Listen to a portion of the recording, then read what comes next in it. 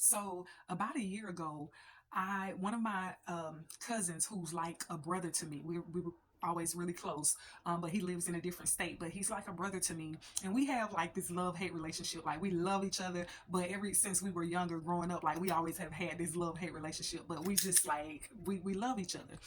But he had come home to visit his mom and his family. They had some family get together for their immediate family, and so he had called me before he came and told me that he was coming home and he was coming to see me. He got me all pumped and hyped and excited, and the whole nine. And so he was calling me every day up until the time that he actually arrived to come home. And so I was so excited, only to to find out that he had made it home, and he did not come and see me. He did not call or anything. And I know that it was because some other family members had a lot to say, because I am like one of the people in the family who's like the black sheep. And so for whatever reason, they had to say, had some things to say. And so I believe that is why he didn't call.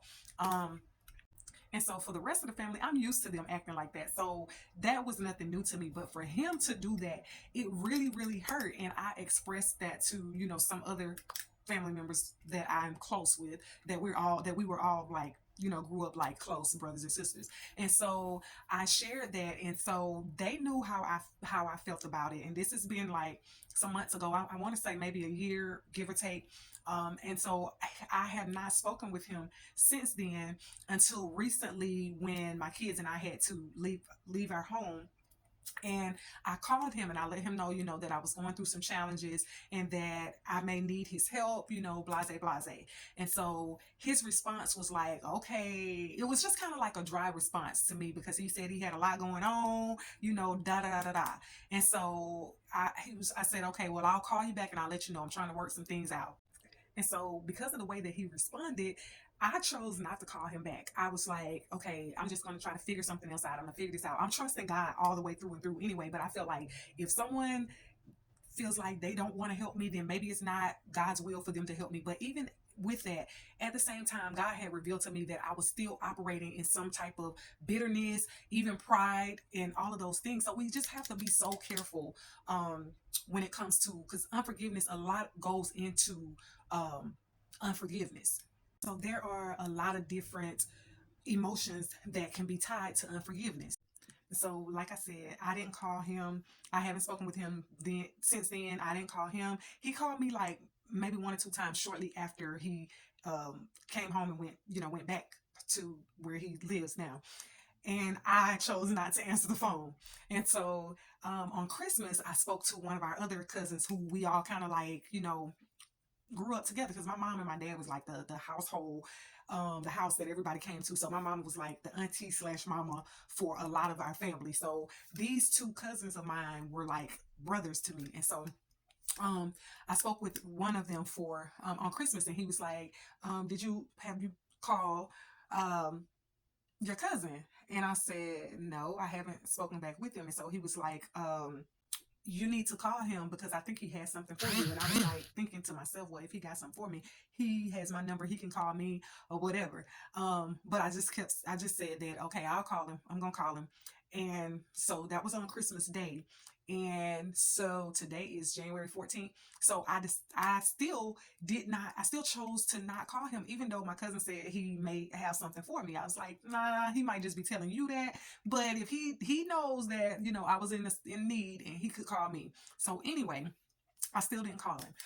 And so I've been sharing with you guys that I am starting a new assignment. I just recently started a new assignment. And so there are certain requirements that I had to have, and certain documents that I had to have in order to accept this position. And so I had to spend a little money to get some things. And so I needed to get a specific county permit. And so I was just like, I had gotten down to the day before I actually needed the permit, and it was on a Friday. So if I didn't get it that Friday, because I was going to have to report to the assignment on Saturday. So if I didn't get it that Friday, then it would be Monday, the following Monday, before I could get it again. So it was kind of like an emergency situation for me to get it. But I was like, I could ask my daughter, but she already had, kind of helped me with some other things that I was going to need. And she's, she has her responsibilities and expenses and things like that. So I did not want to bother her, not even knowing if she had it or not. And so when I mentioned it to her, she did not volunteer to help. And so I was like, she may not be in a position right now to do that. So, okay, God, I'm trusting you. I don't know what I'm going to do, but I'm trusting you. So I had to be at the place before like 4:30 p.m. that evening. And so that's what time they closed. So I was just sitting, doing my daily, like, just meditation and prayer.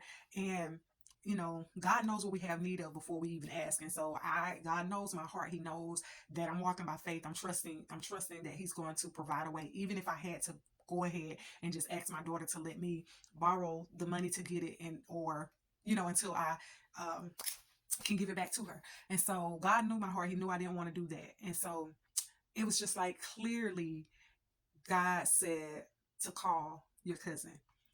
And mind you, I said I was going to call him, but my plan was to call him, but I just didn't know when I was going to call him, what I was going to call him and say. I didn't want to call him with a sad story, or call him like asking for anything again. Like I wanted to call him when I can say, hey, I'm back on my feet. I got, whatever. So, but when I knew, when I heard the voice of God clearly tell me to call him, I knew without hesitation that it was time for me to call him. And so when I called him, he was, he seemed very excited to hear from me. And he, expressed that he was concerned and just wanted to know that I was okay wherever I am, not trying to be all in my business or whatever, but as long as I'm okay. And so I told him what I needed. And it was only about, the certificate that I needed was only going to be about $20, y'all. I didn't even have that at the time. And so I was like, okay, he can give me $20. I know he can do that. And so when I called him and I told him, I said, yeah, my other cousin said that you said for me to call you. And he was like, yeah, I've been looking for you. I've been concerned. And so I shared with him what I needed. And y'all, when I tell you, before I could even finish telling him, he was like, I cash app you way over what I was asking him for.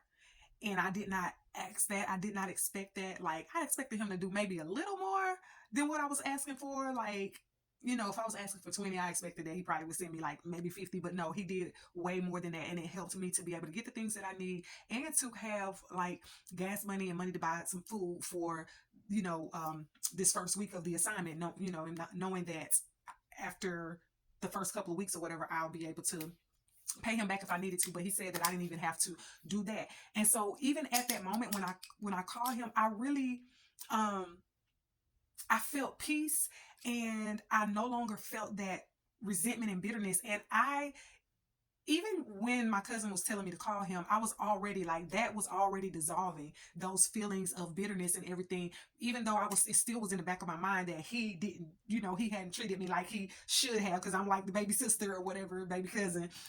But those feelings, I was still starting to let those feelings go, because God has been dealing with me about unforgiveness. And I've been asking God to reveal to me anything that I'm holding in my heart so that I can let it go. And so, I'm just thankful that, first, I'm thankful that he was able to help, and I'm thankful because now I'm excited to redevelop our relationship as a cousin slash, sister and brother.